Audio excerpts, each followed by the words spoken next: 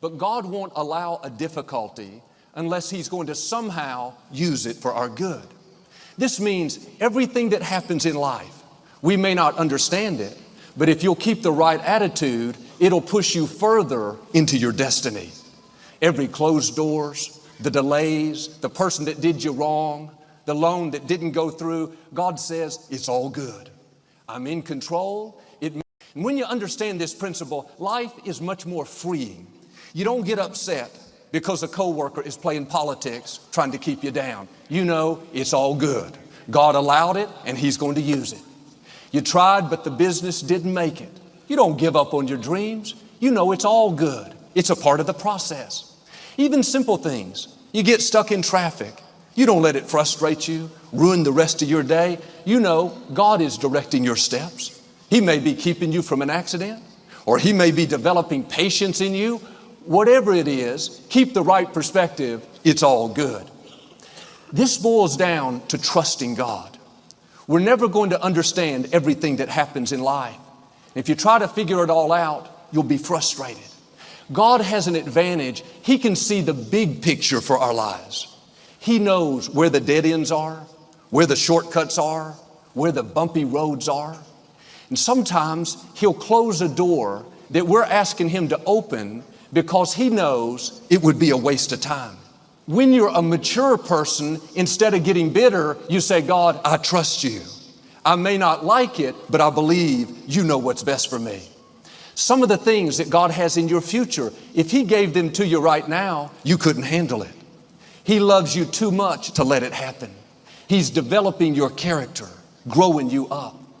That boss that gets on your nerves, doesn't treat you right, you keep trying to pray him away. The reason he's not going anywhere is because God's using him like sandpaper to rub the rough edges off of you. Now, as you keep doing the right thing, keeping your mouth closed, being respectful, that's doing a work in you. You couldn't develop your character without him. You may not like it, but it's good. It's getting you prepared for the next level. God is asking us, do you trust me with your closed doors? Do you trust me with your unanswered questions, with the things you don't understand? Instead of fighting everything you don't like, why don't you have this new perspective? It's all good. This grouchy boss, I can't stand him, but I know he's good for me. This child that's hard to raise, this sickness I'm dealing with, this dream that's taken forever, I don't like it, but I'm not going to live bitter. I know God is on the throne. He's in control of my life. It may have been meant for my harm, but He's promised He will use it to my advantage. That's what Paul said in Romans. All things work together for good to those that love the Lord. Not some things, but all things. They may not be good at the time. It's painful to go through a loss. It's discouraging when a dream doesn't work out. By itself, that may not be good, but God has promised He's going to bring it all together. One day you'll look back and say that was good. Well, Joel, I'm discouraged because I lost a loved one. Or I'm bitter because a business partner cheated me. That wasn't good. The problem is you're isolating that one incident. God hasn't brought it all together yet. If that difficulty was going to keep you from your destiny, God would have never permitted it. That setback was really a setup for God to show out in your life. You have to get rid of a victim mentality and have a victor mentality. We celebrated Good Friday recently. We call it good today, but 2,000 years ago, when Jesus was crucified, didn't look like a Good Friday. The disciples thought it was the worst day of their lives. Their dreams were shattered. The man they had given their lives to was gone. Doubts filled their mind. Maybe he wasn't who he said he was. Maybe he tricked us and we wasted all this time. I can imagine Mary, the mother of Christ, weeping and weeping as she sees her son on the cross. She's heartbroken, in so much pain. If someone would have suggested, Mary, this is a Good Friday, she'd have thought, what are you talking about good? Look what's happening. But we all face these times when life doesn't make sense. A dream dies. A relationship comes to an end, or we come down with an illness. Nothing about the situation seems good. Good would have been the last word we would have used to describe this Friday. Better description would have been tragic Friday, lonely Friday, betrayed Friday. In the heat of the battle, it's easy to get discouraged. The disciples could have said, God, why did you let Judas betray him? Why did you let the soldiers crucify him? God, why did you abandon your son in his time of greatest need? But a few days later, after he arose from the grave and cooked them breakfast on the beach, appeared to them in the upper room, they realized he was who he said he was. They looked back on that Friday and said, it wasn't what we thought. It wasn't depressing Friday. It wasn't tragic Friday. It was all a part of his plan. It was Good Friday. They looked back on what they thought was the darkest day of their lives and they called it good. What am I saying? It's all good. It may not be good right now. May not make sense on its own, but God knows how to bring it all together. And what you think is going to stop you, hold you back, can I tell you, if you will stay in faith, one day you will look back and say that it was good. If Judas had not betrayed Jesus, we wouldn't have salvation. God used the betrayal to move Jesus toward his destiny. The betrayal at the time didn't seem good. It hurts when somebody does you wrong, walks out on you, breaks your heart. You may not see it at the time, but without that betrayal, like Jesus, you couldn't become who you were created to be. If they left you, you didn't need them. If they walked away, they weren't a part of your destiny. It may be painful Friday right now, but keep moving forward. Sunday is coming. New beginnings are on the way. A resurrection is in your future. When God brings it all together, when you meet that person of your dreams, somebody better than you ever imagined, you'll look back and say with a smile, it was a Good Friday when that old goat left. When that man left. That supervisor that's tried to keep you down for years, you didn't realize it, but staying there with a good attitude, giving it your best, doing the right thing when the wrong thing was happening, that was developing your character, getting you prepared for the next level. You wouldn't be who you are today without that difficulty. You may not have liked it, but you can look back and say that was a Good Friday. It happened to us. Twice we tried to buy property to build a new sanctuary on. Both times the property was sold out from under us. The first one, we had worked for 6 months doing soil samples, preliminary drawings. We went to close on the property real early in the morning. The secretary came out, said, I'm sorry, the owner sold the property last night to someone else. It had been on the market for 20 years. We were so disappointed. I went home, told Victoria, there's no place to build a new sanctuary. There didn't seem like anything good about that owner not keeping his word, not selling us that property. If you would have told me it was a Good Friday, I'd have told you, go jump in a lake. A few months later, we found another 100-acre tract of land. Thought, boy, this is even better. I prayed more fervently, Lord, thank you for your favor. Thank you for opening this door. Same thing. They sold it out from under us. Didn't make sense to me. I've learned God's ways are better than our ways. The right way to pray is, God, this is what I want. This is what I'm believing for. But God, you know what's best for me. I trust you. If you're only going to be happy if God does it your way, that's not really trusting. That's not praying. That's giving God orders. God, here's what I want you to do, when to do it, where to do it, here's who to use. I found God doesn't take orders.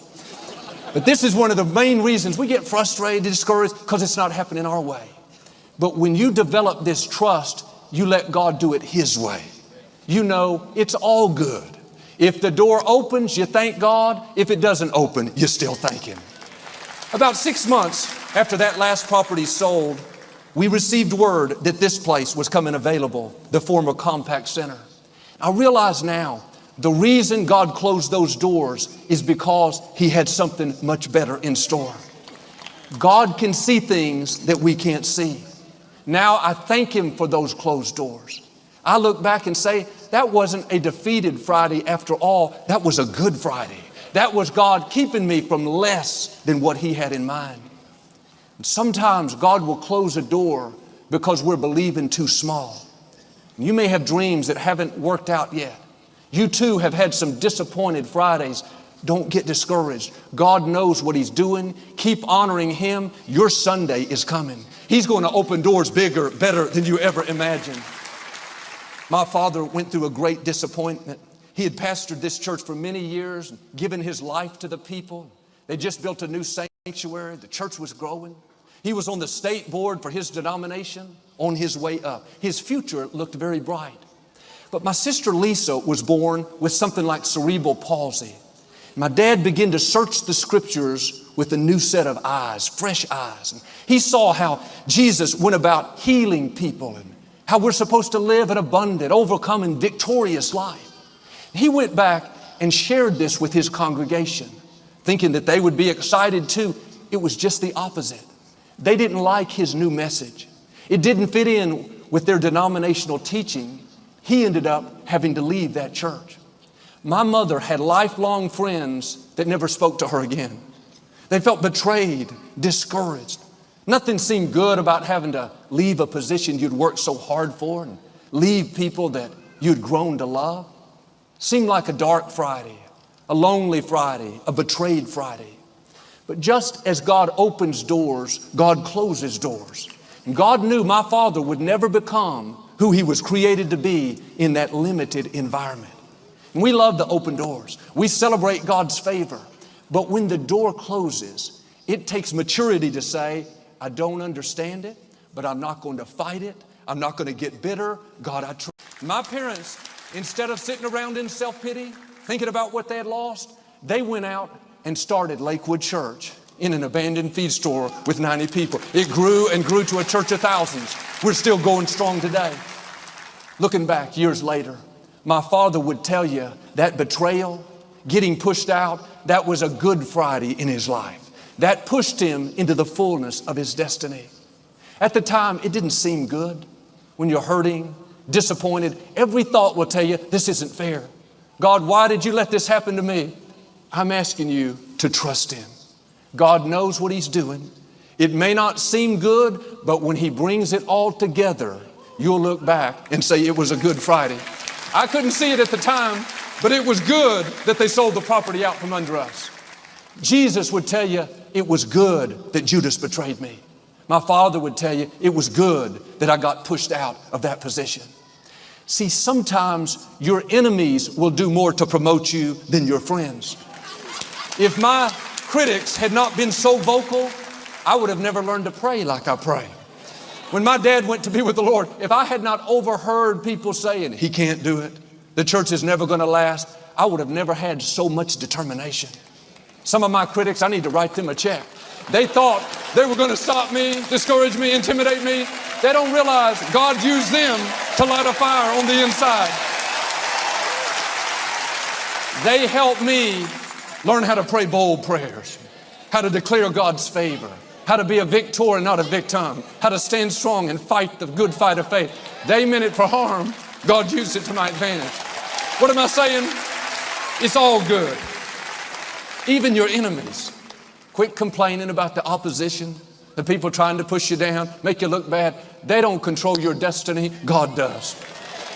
You may be in a Friday today. Nothing in your life seems good. Dealing with an illness, struggling in a relationship. You have people coming against you. It seems dark, lonely, discouraging. You don't see how it could ever work out. Stay in faith.